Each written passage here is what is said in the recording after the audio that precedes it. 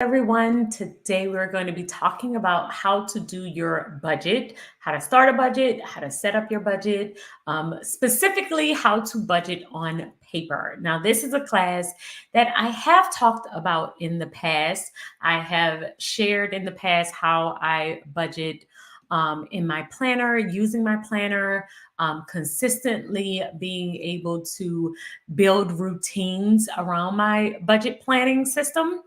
However, I haven't talked about it on YouTube Live in quite some time. I could not find the last time that we talked about this topic. So that is why we are going to be talking about it today. So I would love for you to add into the chat box. Let me know where you are joining me from. Let me know. Let me know where you're joining me from. Let me know if you have any questions for today's live, if you have any questions for budgeting on paper. If you can use hashtag Q before your question, let me put it in the chat so that y'all see what it looks like. Hashtag Q before the question. That way I can easily identify that you have a question. Hello, oh, Marrero, Louisiana. You're around my neck of the woods. Hi. So thank you all so much for joining me. Hello from South Dakota, Alabama. I saw Maryland in there. My husband is from around there. Hello from Houston. Thank you all so much for joining me. Make sure that you give this video a thumbs up. Make sure that you share it with anyone who may need help in this area if you are trying to start budgeting consistently and stay on top of your budget. Because I feel like we all create one, but sometimes we are not good with staying consistent with that budget. I'm going to walk through the process of how I use my budget planner. But even if you don't use my particular planner, this class should still be able to help you. You should still be able to take the notes and the different things that I teach in this class and be able to apply it to whatever system you are using. Even if you're using an app, you just have a notebook, sheet of paper, however you budget. This class should definitely help you. So as I'm going through, if you do have any questions, just make sure you use hashtag Q, and let's go ahead and get started. So I'm going to be walking you through the steps. I actually taught this class over the weekend and it went over so well. That's why I wanted to jump on YouTube and teach it again. But I'm going to make myself a little bit smaller so that I can make sure you see my slides. And we are diving into the specific steps, the routine that I will do every single time I am setting up my budget every single month, my exact process of how to do this from start to finish. So if this is your very first class, hi, I'm Elena. I help people organize their life and their money on paper, heavily using planners. However, if you are not a planner girl, no worries. You can apply a lot of the strategies and the different things that I talk about. You can apply it to whatever system, whatever app you are currently using. So today we are going to be talking about budgeting and how I use my budget planner and how I have used that planner. I've been using a budget planner since 2000, maybe 17 or 18. And it has helped me achieve so many goals. That's why I like to talk about it so much. And that is why we are talking about it today. So let's talk about really quickly what we are going to cover in this class. So we're going to talk about creating your budget, which is the pre-work. So the pre-work is before you get paid. Before you get paid, we're going to talk about the exact steps that you should take before payday. And we will talk about why it should be before payday. The next thing that we're going to talk about is after you get paid, what happens then? What are the steps that you need to complete after you get paid? We're also going to dive into some ways to avoid overspending, because a lot of times setting up the budget is not the problem. It is after the budget is set up, how do we stick to it? How do we make sure that we don't overspend, that we stay within our budget, that we're hitting our goals, that we're saving money, that we're paying down debt? How do we make sure that we do all of those things? And we're also going to dive into a couple of ways and tips for tracking your spending, tracking the way that you are spending money so that you don't go over budget. All right, so let's go ahead and dive into it. First, we'll start off, just in case we have anybody that is brand new, you have never budgeted before. I'm going to start off real simple with what is a budget. Now, Most of the times, budget gets a really bad rap because most people think of budgets as very restrictive. They think about all the things they cannot do with the budget. I like to think about the things that a budget helps you to do instead of the things that you are unable to do. There are so many things that when you have a budget, it helps you to do. And the first thing is a peace of mind. Being able to spend money helps, like I can have a peace of mind when I spend money. Never am I spending money and I'm nervous that I am going to run out or I'm not going to have enough money to pay a particular bill. And this happens because I have a budget. I have a spending plan. I have a goal, whatever you may want to call it, whatever your mind needs to know. But I have a setup or a system around my money that makes it easy for me to spend it because I know when I'm spending it, I am not overspending. And I know that I will have enough to cover everything else that I need to cover. Okay, so the first reason, it's a spending plan for your money. What else is a budget? It ensures that you have enough money for all of the things that you want and need. So you will have to make, of course, some hard choices from time to time. But when we set up a budget properly, we are able to allocate money to the things that we absolutely love.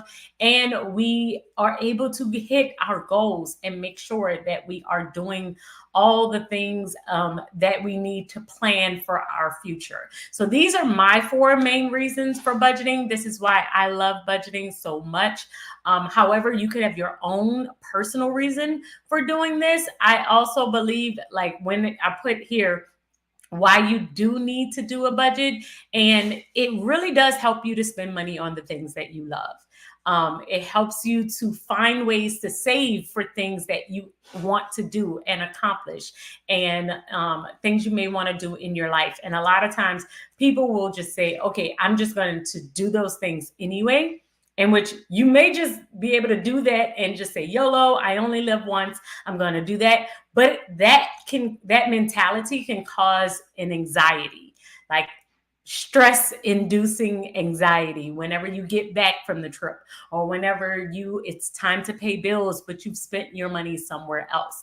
And so having a system or a budget for your money really helps it to where you can spend it happily because you know everything else is covered. Your future is covered, your bills are covered, you have set aside money for the things that you love, the things that you need, and you're able to kind of spend your money the way you want to as you move forward with your budget.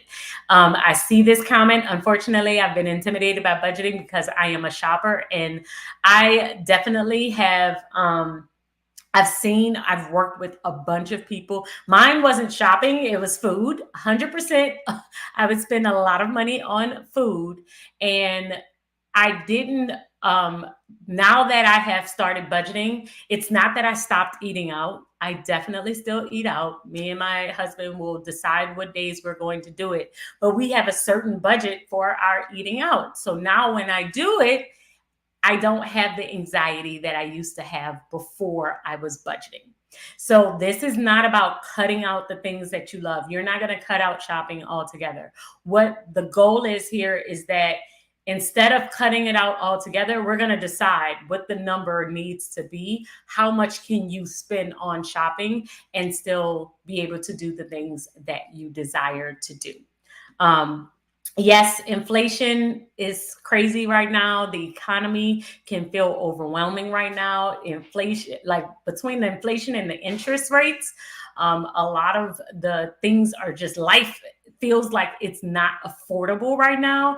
And so having a solid system on the money that you're getting is really important. It's very, very important, especially right now, because I feel like if you don't have a solid system and money is slipping through your fingers, it can quickly get out of hand. It can quickly get to a point where you feel very, very overwhelmed. So that's why we're talking about this topic today.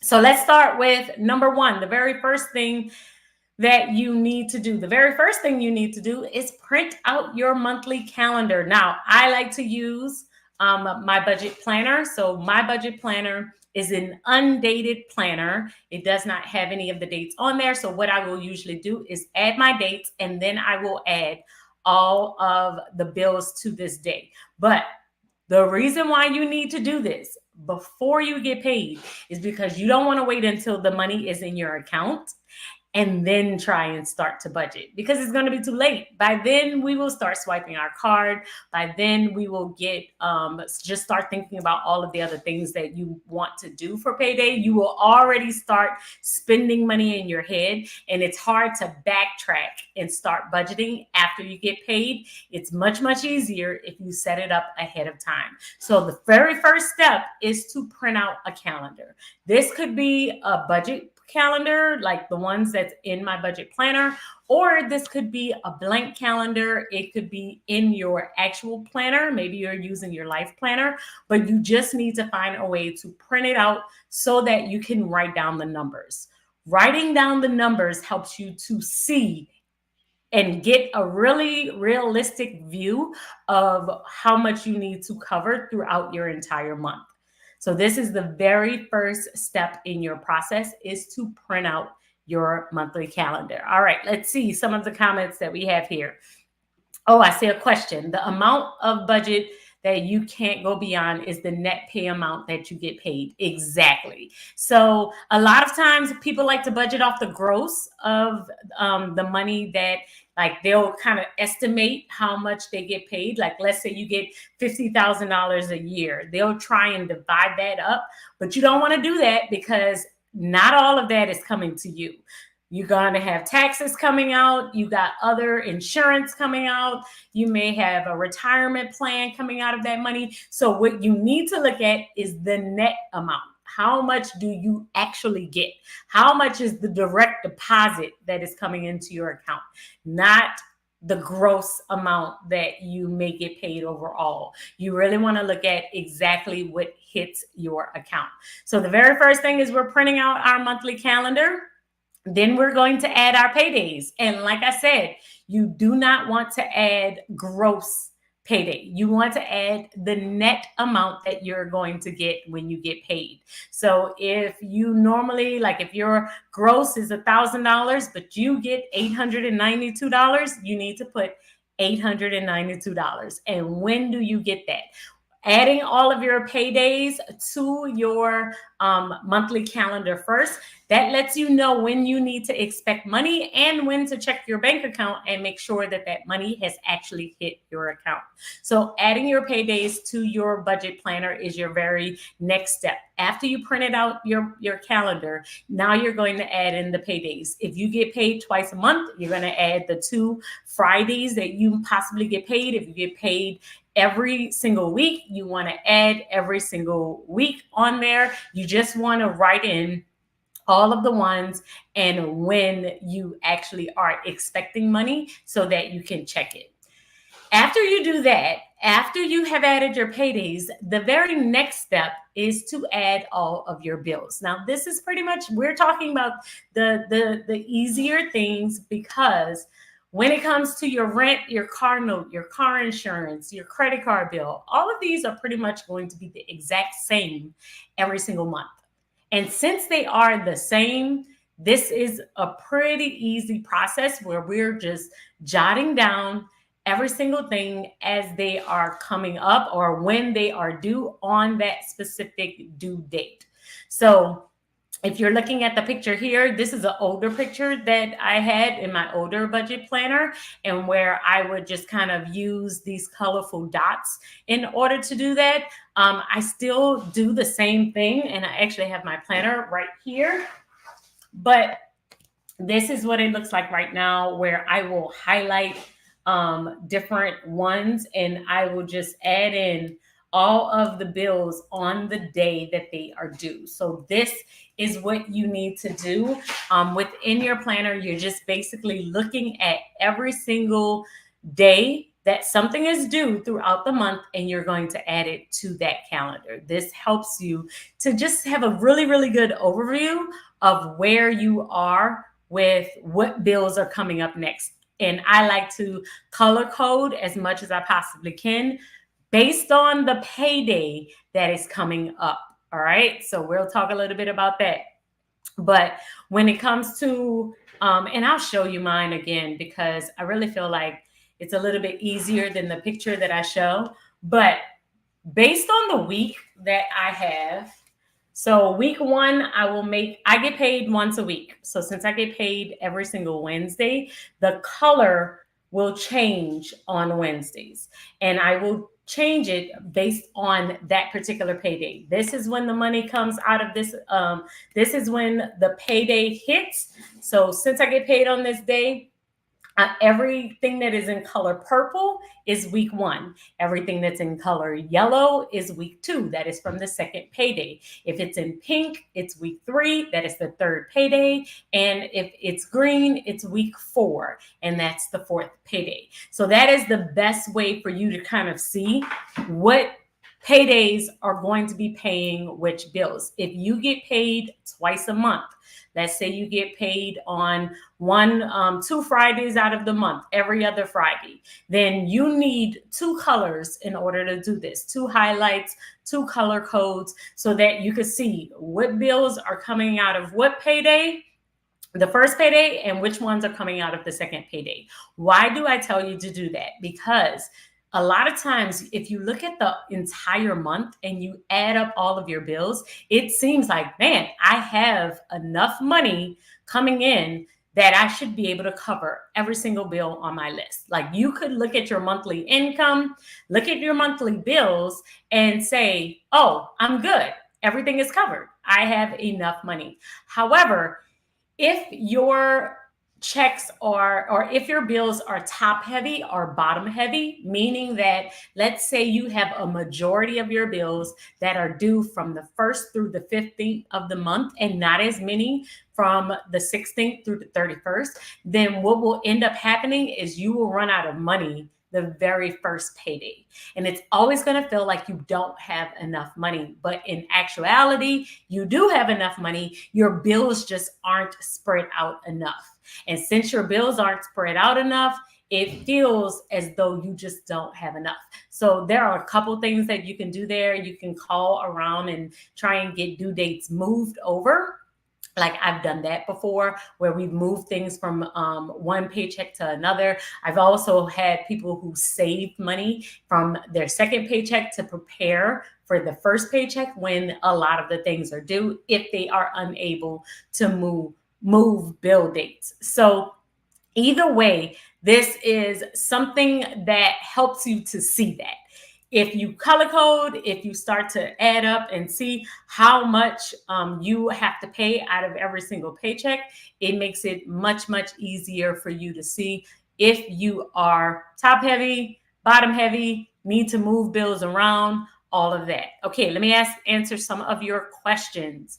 What if you have multiple jobs and get paid on different days? You want to add every single one of them.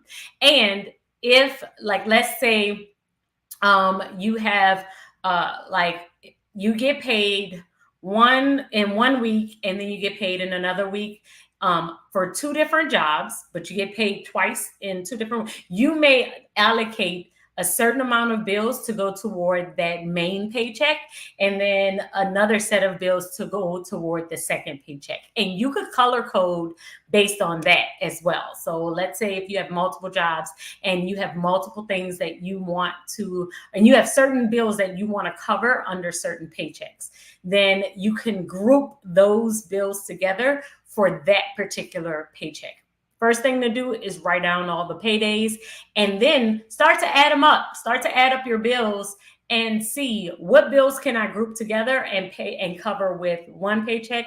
What bills can I group together and cover with the other paycheck from the other job?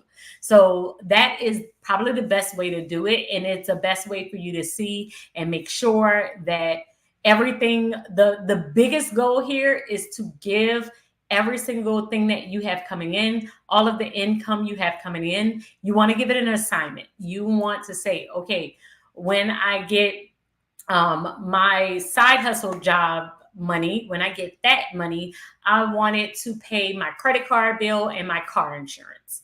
And when I get my main job money, I'm going to pay my rent and my car note. right? So it's being able to allocate what bills are going to go to what payday. And the best way to do that is by highlighting them or color coding them according to the different paydays. And I will color code that payday with that particular set of bills. So like I said, week 1 for me is purple. The payday will be in purple, and the bills associated with that payday will be in purple, so that I can see which ones, what paycheck that I get on what particular day is allocated to what bills. This is going to hurt, but what if your rent is higher than your net pay? Then what do? Then yes, it is going to hurt, because I am going to tell you, then you have an income issue. If your bills are higher than your actual payday, especially when it comes down to rent, because rent is one of those things that we can't change, we can't adjust. It is what it is, right? So then we have to look at income. That's the only ways to do this, is to look at our expenses and look at our income. And with expenses, we can reduce a lot of different things. You could probably cut cable, and you might be able to, reduce some subscriptions and get rid of certain things. But rent is not one of those. Rent is not something that we can usually get down. Usually we are where we are and we're stuck there for a certain amount of time when it comes to rent, because you've signed a lease. So that means the only other thing that we can do is look at income, which means that now I am thinking about another job, a side hustle, something else that you could possibly do. I've done a video on side hustles before. It's definitely time for me to do another one, because I have not done one in quite some time. But I highly suggest that you start thinking about a side hustle or something else that you could possibly do. I actually started the Organized Money as a side hustle. It was something that I was just doing for fun along with my accounting job.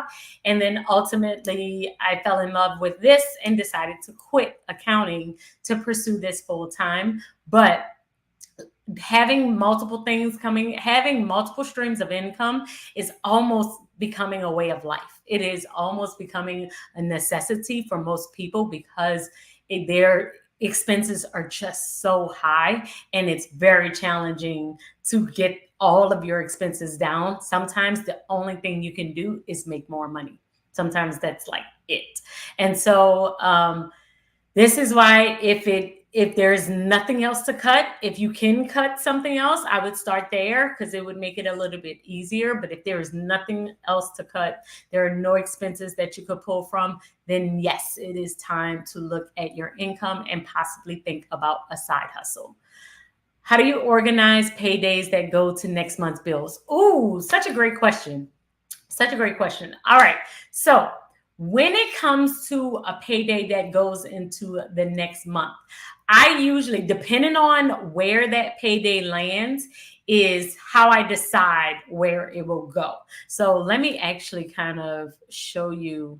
So how do I do this? If I get paid, let's say I would get paid on the 23rd.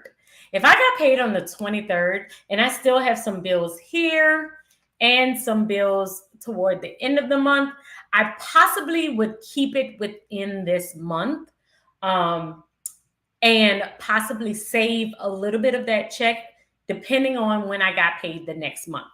So for me, it just depends. If I get paid on the 23rd, I will probably keep it within the current month that I am in. However, if I get paid anywhere from like the 26th, 27th, 28th, anywhere over like the 26th of the month, I am more than likely going to allocate it to the next month. If I have like 3 or 4 days left in one particular month and we are about to roll over into a new month, especially if multiple days, like let's say the next payday after that one on the 28th is not until like the 8th or the 9th, that is going to the next month, because I know I'm going to have to pay my mortgage. I know I'm going to have to pay like my student loan, and all of those are at the beginning of the very next month, but I'm not going to get a check until like the 8th or the 7th of the month. What I will usually do is take that one that I got at the last of the month and put it toward the next month. So for me personally, anything that's above like the 23rd and up will go to the current month that I am in. If it's after like 25th, 26th, then it will probably go to the very next month. But it genuinely depends on what bills are due before the very next paycheck. So if you get paid on the 26th, but then you have another check coming on the 2nd, then you may not want, like, you may be able to keep everything in that previous month, pay all the bills you need to pay because you're about to get paid again on the 2nd, and you can just kind of move over and start paying the new bills in the new month then. However, if you get paid on the 26th and then you don't get a check again until like the 10th of the next month, then I would highly consider thinking about what bills are coming from the 1st to the 10th and what all do you need to cover, and probably allocating it to make sure that you're covering those bills that are coming up in the very next month. Okay, so that is how I usually do that. And like I said, mine, since I get paid weekly, I am usually able to quickly allocate it to one month or the other. However, if you get paid every 2 weeks, this could definitely get a little tricky. You want to see what bills you need to cover, which ones you can kind of group together, and then decide if you're going to do it in the current month or in the very next month. All right, let's go ahead. What's the next one? Okay, so after we have created all of our bills, I feel like the bills are the easiest part, right? Because adding our paydays, adding our net pay to our calendar, and adding in all of the bills, that's pretty much the easy part. We got that. The hard part is when it comes to variable expenses, because your variable expenses are all those up and down things that we don't have a set amount for those. And usually these are the ones that can get us in trouble. Usually these are the ones that can kind of get us off track very, very, very quickly. So what are some examples? Groceries are variable expenses. Shopping is a variable expense. Entertainment, public transportation, buying gas, dining out, self-care, beauty stuff. So if you get your hair done, your nails done, you get haircuts, all of that. All of those are variable expenses. And so we need to estimate, we need to guess, a best educated guess of how much we are going to spend on these things. So how do you do this? The best way to do this, not to come up in your mind of what you think this number is going to be, the best thing to do is to look at your bank statement. Look and see how much you're currently spending on these things. Look and see over the last 2 months or so, how much have you been spending on eating out? How much have you been spending on shopping?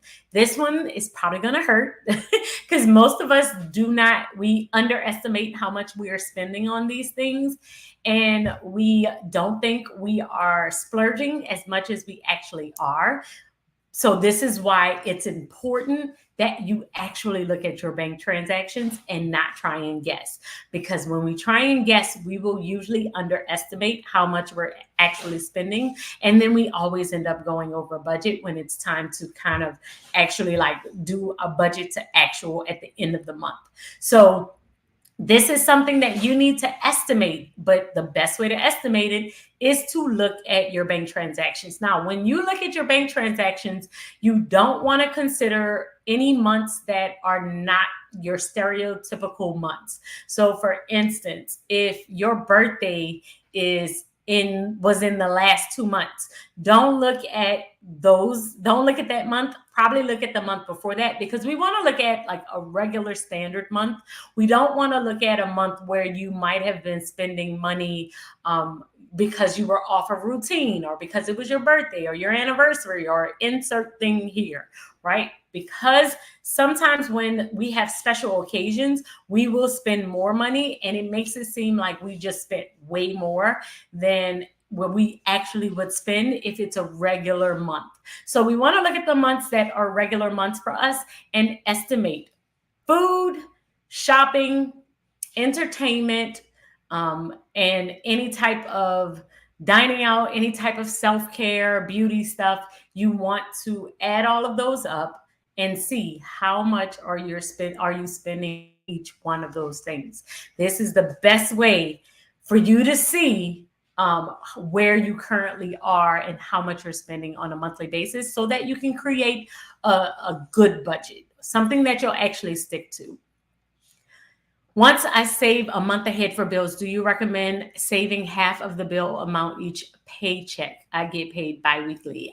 Yes. So if you watched my last live, the last time I went live about 2 weeks ago, we talked about, and it's probably right under this video. So even if you didn't see it, I would highly recommend that you watch that one later on when you get a chance, because we talked about how to get 1 month ahead. I highly recommend, if you are an entrepreneur, if you have inconsistent income, if your money, you don't know what your paydays are going to be, it's hard to mark them at all on your planner because you don't know, watch that one. Watch that video, because that video is going to help you. It was a live class that we did 2 weeks ago, and it was on getting 1 month ahead, because getting 1 month ahead helps you to pay all of your bills on time and start to save for the upcoming month. So you're just 1 month ahead on bills, so that you don't have to try and see how much you're going to get paid to see what you can pay.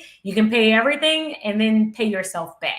And so that's exactly what you're doing here. You're paying yourself back. So half the bill amount, to make sure that you have enough, whatever you would normally pay in the first half of the month, that is what you're taking out. And then you may use the other half for your variable expenses, and do that every single check.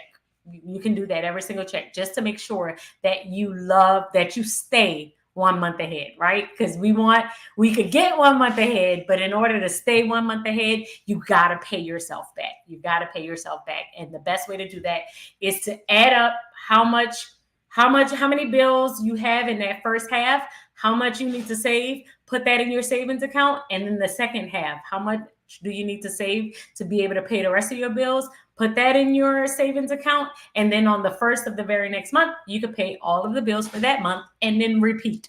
Which, that process is one of my favorite ways. But I know sometimes it's not easy to get 1 month ahead. It can take some time to get 1 month ahead, because you have to save extra money in order to start this process. So I would highly suggest that you just try your best to start here and do this setup until you can save and get 1 month ahead, and then move over and do 1 month ahead. Is it better to have a certain amount for variables, like say $100, and do not go above? It is great only if you actually stay within that amount. So the problem with saying a set amount like this, like saying $100, is because let's say you have a total of $300 for your variable expenses. That's all you can spare per day.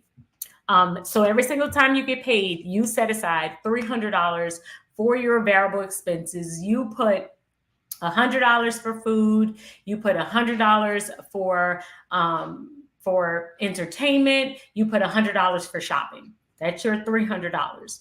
The problem with just doing set amounts or standard amounts like that is sometimes your variable expenses, most times, will vary month to month based on what's going on in that month. So let's say I always put $100 toward my food budget, and I do that this particular payday, and then I remember that my friend has a birthday party dinner, and that takes 75 of my $100, and now I can't do any of the other things that I would normally do with that $100, right? And so what I like to do instead is say, okay, instead of just saying 100, the week that I know I'm going to have more expenses for food, I will put $200 there. I will have a $0 for my shopping, and I might have $100 for entertainment, right? So I will allocate it differently based on what's going on that month, or based on what's going on that paycheck. And that's exactly what you should do. You should allocate it based on what's going on, not just have blanket numbers. Now, if you always put blanket numbers there, it always works out for you. You can always like move over from, like, let's say you don't go shopping until you know you got all the things that you have for food, and you could just move that money over. Perfect. But what usually happens is we spend all of the money out of one category, and then we don't have enough money in another category, and it's because we just didn't allocate it properly. Like, we didn't think about all the things that we actually had to spend in a particular category for that payday. So if I need $200 for food this particular payday, this process helps me a little bit better if I think about that ahead of time. All right. This might be super niche, but how do you budget work expenses that you expect to get reimbursed? Yes. Okay. So this is a perfect, in which we're going to talk about sinking funds in a second, but this is a perfect sinking fund for you. And the reason why is because, yes, you're going to get reimbursed, but who knows how long that's going to take. And anytime these types of things happen, you don't want to have to take this from your budget. You don't want to have to take this from your budget. You want to be able to pull that money from like a savings and be able to put it back whenever you get it back. So this would be my best guess, is to make it a sinking fund so it does not throw off your budget. And that is for anything that is like that, where it can come out of the blue. You didn't know you was going to have to do this for work. It's hard to budget stuff like that. It's very, very challenging to know when expenses like that are going to come up. So one of the best things to do is to have a sinking fund envelope for, like, I created a sinking fund envelope for my kids, because their school will always come up with like field trips or like a library fund, or they get to go and they have these like tiger bucks or different things that they do within the school, and it's like a fundraiser, but it's like always so last minute. And I'm like, I did not plan for this. This was not in my budget. I didn't expect that this was going to come. And so since they always have like these random little expenses, I just created a sinking fund envelope for it. It is not a lot of money in there. We're talking about maybe $100. But what that $100 does is it makes it to where I don't go over my budget, because after I create my budget, I want to be able to stick to that. And having this random expense kind of come in and throw off all of my numbers means that now I'm trying to rework it instead of pulling it from another pile of money that does not have to interfere with this. So this would be perfect for like my cash. I have cash sinking fund envelopes, and I also have a sinking fund account. Either one, however it works best for you, but I like to do that as a sinking fund. What's your thoughts? Oh yeah, how many is too many? We're going to talk a little bit about sinking funds, so I'm going to save this question for the next, I think it's the next slide or the next two, but I'm going to talk a little bit about sinking funds after you do basically your variable expenses. The very next step is to do your sinking funds. I believe in paying yourself first. Yes. So I consider savings a bill. That is me. So when I'm talking about fixed expenses, on this spot, I would also consider my savings.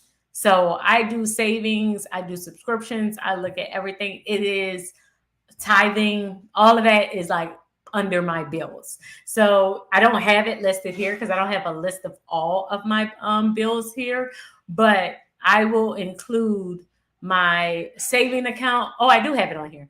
I was just covering it, but I will include my savings, my tithing, my rent, car note, any expenses that I have, including paying myself, which is my savings, on my bills. And then by the time we get to variable expenses, this is just the extra money that I need to be able to function until my very next payday. And then now we're going to start thinking about additional things that could possibly come out throughout the month. So after you have filled out because right now where we are, we have filled out the calendar with all of our paydays. We also added in all of the bills, and then we thought about what our variable expenses were going to be for each payday. When we are considering our variable expenses, we also need to think about that extra layer of additional events or anything else that's coming up throughout the month before before your paydays are ending, right? What else is coming up out the month? So for me, like let's say you have a birthday coming up. How much are you planning on spending on your birthday? Is it something that you're going to pull out your budget, or do you have a sinking fund for this? Do you have dinner with friends? If you have dinner coming up with your friends, that's something that you possibly might need to add to your budget.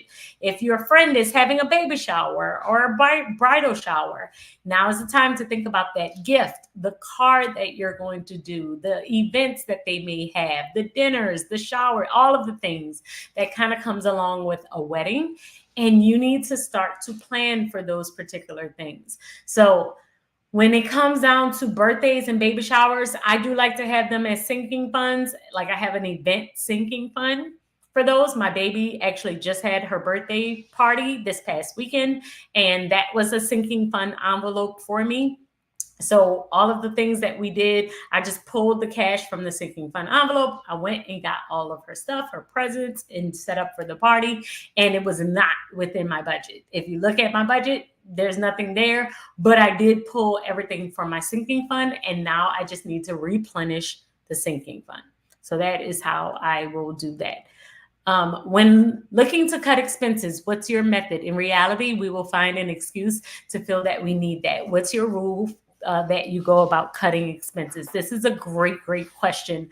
So I always start with subscriptions because I feel like subscriptions are easily forgotten.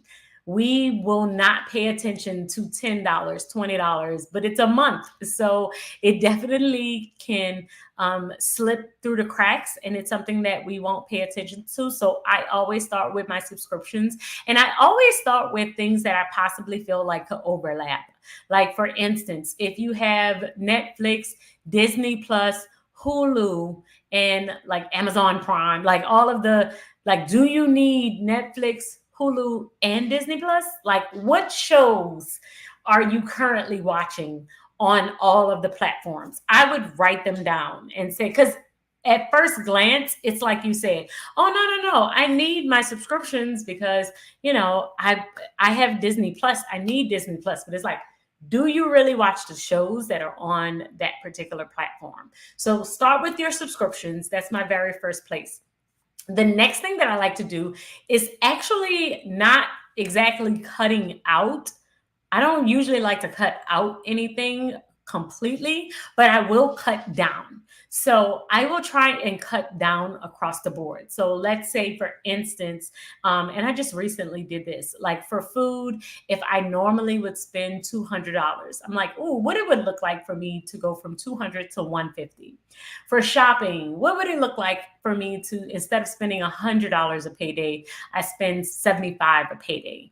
And what about for entertainment if I cut that down to $50 instead of $100, right? Like I try and cut from each, taking a little bit from each different category instead of like cutting out a complete category. I will definitely try to do that. I will also, and this one I mainly do within my beauty category, I will try and extend my category as much as possible. So like say, for instance, under my beauty category, I love to get my nails done. However, I might push the needle a little bit more. So instead of getting them done every 2 weeks, I might wait 3, right? So that I cannot, like, I'm still spending the same amount, but I'm saving a little bit because I've expanded when I go. So instead of going every 2 weeks consistently, now I'm waiting 3. So it's almost like you're going like closer to once a month instead of twice a month.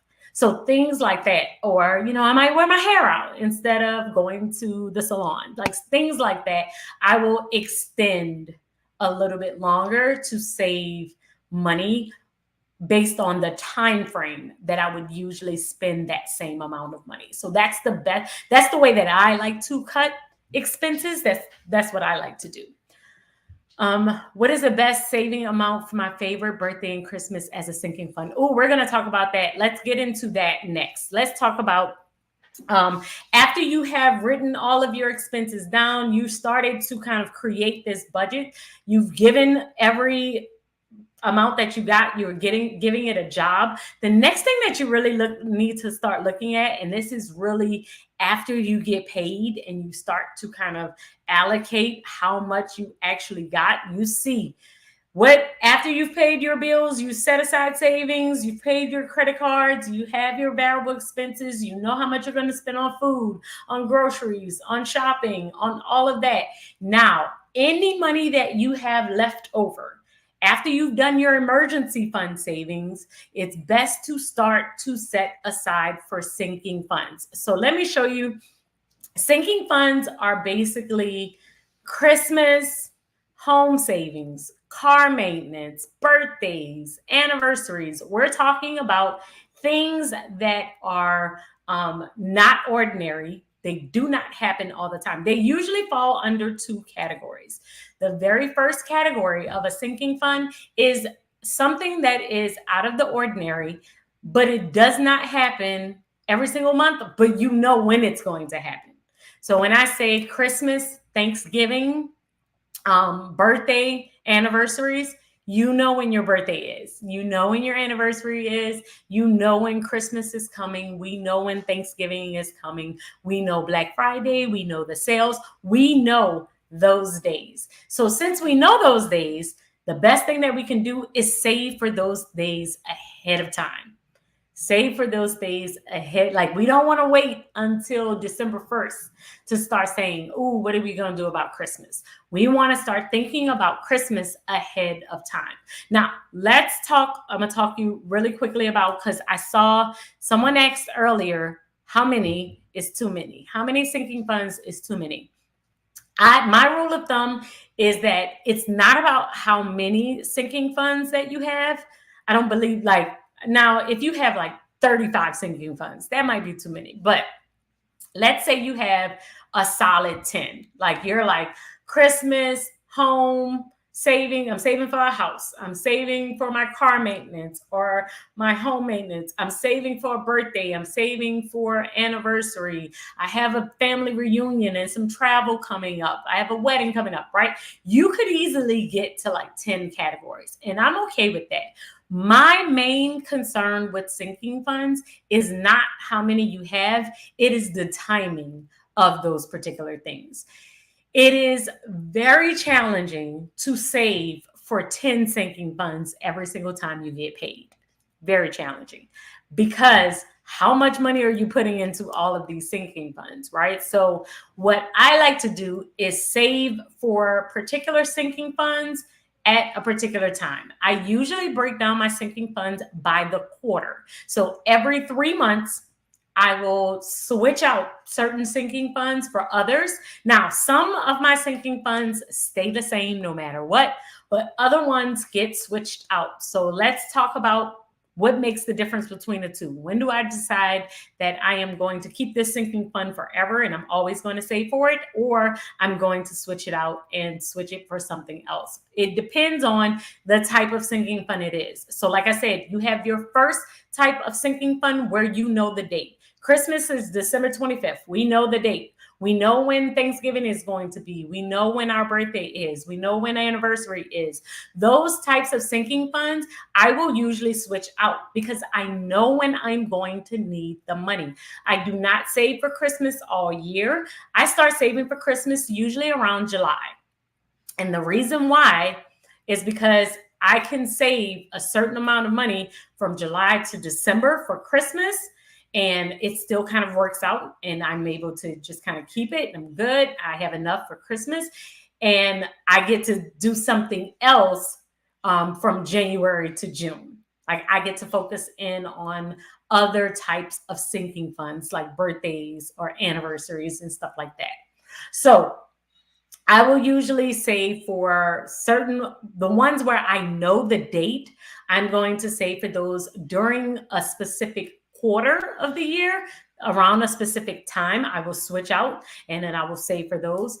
However, there are other sinking funds that I save for all the time. The ones that I always save for are car repairs, home repairs, And like miscellaneous, something like work expenses, how we talked about that one earlier. That one would be in my forever sinking funds. I would always save something for that. I always save something for my kids, because why do I always save for those? Because I don't know when I'm gonna need that money. I have no idea when I'm going to need that money. That money could be needed at any point in time. And since that money could be needed at any point in time, I want to make sure that I always have a stash of money kind of set aside for those particular things. So when it comes to sinking funds where I know the date, I will usually switch them out. I am not saving all year. I might adjust and decide to save starting in July for Christmas, or starting in June for Thanksgiving, or something like that. But if it's home repairs, car maintenance, things for the kids, I will usually save all year long. And I usually don't save large amounts in any of my sinking funds unless I know something major is coming up. So things like, if I know, okay, my car light is on, I might start putting money aside really swiftly into my car repairs. If I don't have a lot of money in there already, that's because I can sense, I'm going to have to put my car in the shop soon. Or, Christmas is coming up and I started saving in September. I might set aside $100 just because every single time I get paid, because I need this account to be like $500-$600 by the time December comes. And so it's either I'm saving a larger amount because I kind of waited late, but normally I am saving $25, $30. It's smaller amounts because I am able to stay consistent with those small amounts. I'm able to kind of stash a little bit more when I am not saving large amounts of money. So how you do this is, first you need to think about, what are your sinking funds? What are the things that you normally would spend $500, $600 on? Things that you normally are not able to just add into your budget real quick. You can't just budget into them, because if it's a $500 expense, more than likely it's going to throw off your budget completely. So I would just kind of put a little bit of money aside, especially if it's anything that's over $500. So if you spend more than $500 on Christmas, this is a sinking fund for you. However, if you are like one of those people who do not spend a lot of money for Christmas, you don't have a lot of people that you have to spend for presents on, you don't have to do all of that, then you may be able to just kind of add it into your budget. And that might not be a sinking fund for you. You might say, you know what, I'll put my car maintenance and car repairs on my sinking funds, but I don't have to do my budget. I mean, I don't have to do Christmas, or I don't have to do my birthday. We just go to dinner for my birthday. I keep it light on my birthday, and I don't have to add those additional expenses. But if it's an expense that you are probably spending $400 or $500 on, I highly recommend that it becomes a sinking fund for you. Or if it's just an expense that continuously throws off your budget, like work expenses that you have to be reimbursed for, I highly recommend that this becomes a sinking fund for you. Okay, are sinking funds a part of the variable budget? So not necessarily on my budget planner, and I'll show you what mine looks like really quick. For my sinking funds, I usually keep them on this side. So I will add in my income here, all of the bills that I need to cover, which are the fixed expenses. The variable expenses are down here, because these are the things that I still need to get every single time I get paid. It's just like a bill. Bills I have to pay. I also have to eat. Now, I might not have to do shopping or anything like that, so that might not be under my variable expenses, but groceries and gas are probably consistently going to be something that you have to do. So you would put that there. Sinking funds for me go here. And this is where I will add in any additional savings that I am trying to do for Christmas, for all of those different things that we talked about. I'm going to add it in this section here on my budget planner. And then down here, we have any extra debt payments. Like let's say I'm doing extra savings, extra debt reduction, just getting rid of some credit cards or something like that. I will do that there. And then this is where I zero everything out to make sure that every single thing I have on my budget has a job. It has somewhere to go. So when I am setting up my budget, I'm going in that exact order. What bills do I have to pay? Let's add those up. What expenses, variable expenses, do I have left over? Now, after you do your bills and your variable expenses, you might say, man, I only have $100 left over. I only have $50 left over, whatever the case may be. At that point, even if it is, I'm putting $25 here and $30 here, whatever, even if it's a small amount, you still want to get in the habit of doing this, because $25 that you're putting aside for a sinking fund is better than zero. It is much, much better than zero. And you will be surprised if getting a $700 bill and you're able to put $200, $300 on it, even if you couldn't cover the full $7, it's easier to come up with an extra $300 out of your budget than it is to come up with a full $7. So you want to put something aside. It is not that you have to have the entire amount put aside. You just want to set aside something. So that is the goal. So with this one, this with my budget, when I do this process, when I set this up, when I look at fill all of these out, I will fill out my income and all of my bills and my variable expenses, which we covered, which is food, shopping, entertainment. And then we have the sinking fund, saving for Christmas, saving for all of those little things that are coming up, the repairs and things like that. If you have anything extra that you want to pay off, you could do it here. What I usually put here, to be honest, is my bank balance. So I do like to budget to zero, but I don't like to have zero in my account. So what I will do is usually add here what my bank balance should be at the end of my payday. So after I have paid all of my bills and I've spent my money on my variable expenses and I've saved all of this money, how much should I have in my bank account? I will add that there. And then that way I know what my bank balance should be at the end of the payday. Before I get paid again, I know exactly how much I should have in my account.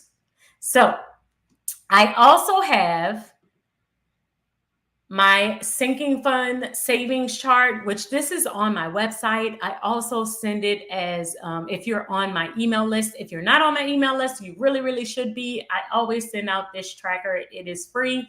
It is something that you can use to save for sinking funds. It is my favorite way to save for sinking funds because I just like to save little amounts. Like I said, I will add in on my budget planner that I saved $22 toward Christmas, or I saved $8 toward my kids' sinking fund. It's always small amounts because it just adds up. You just want to be adding something every single payday.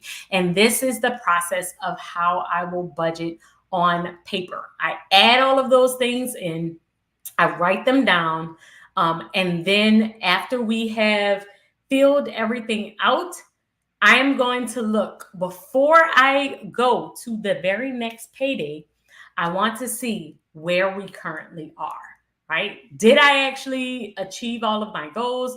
Did I go over budget? Do I have the amount that I said I was supposed to have in my bank afterwards? Did I forget about a bill?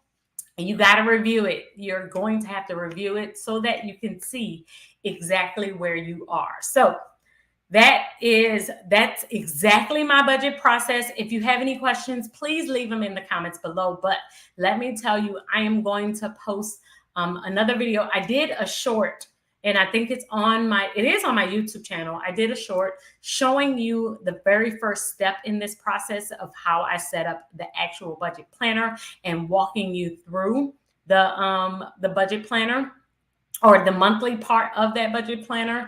And I have a bunch of videos on setting up this process on paper. And so I will link those videos, or one of those videos, my entire budget playlist, below so that you can see how to do this in real time. Because I know sometimes people are visual learners, and so I'm telling you all the steps.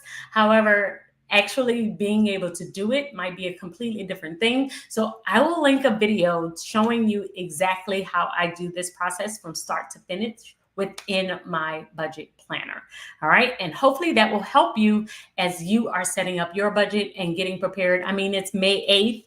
I'm a little late setting up my budget. I just set it up like this morning, but I definitely want you to get to watch the video, and hopefully it will help you as you are setting up yours if you did not get a chance to set up yours already. All right, I see one more question. Do you have a shop on Etsy? Yes, it is called The Organized Money. Do any of your items fit the classic happy planner? Yes. So the one that I have right here is actually the big. This one is my big planner. However, if you go on my Etsy shop and you pick my budget planner and you pick the classic size, you just pick the classic size, it will fit the classic happy planner. It's the exact same size. So the big is the big happy planner and the classic is the classic happy planner. So I do have the smaller size of the budget planner. It's an undated planner. Remember, it's an undated planner. And I love the fact that it's undated because that means you can kind of start it whenever. So if you want to start it in the month of May, you can definitely start it now. If you want to start it in July, you'll have it for then as well. It like you just add in your dates. So it's a great way to do that. But just pick the classic size and it will come as the classic size. All right, I think that is it for today's class. If you have any more questions, please leave them in the comments below. Remember, I am going to keep this live here so that you can come back to this video, watch it again if you need to. And also if you need to share it with a friend, I really, really appreciate it. If you do it, make sure that you give this video a thumbs up. It just helps me. And I will see you all in my next class. I know I'm going to be going live again next week. I think we'll be back on Tuesdays next week, but I will always send out an email and tell you exactly when I'm going live and what class you can expect. All right. So thank you all so much, and I will see you all next week. Y'all have a good one. Bye.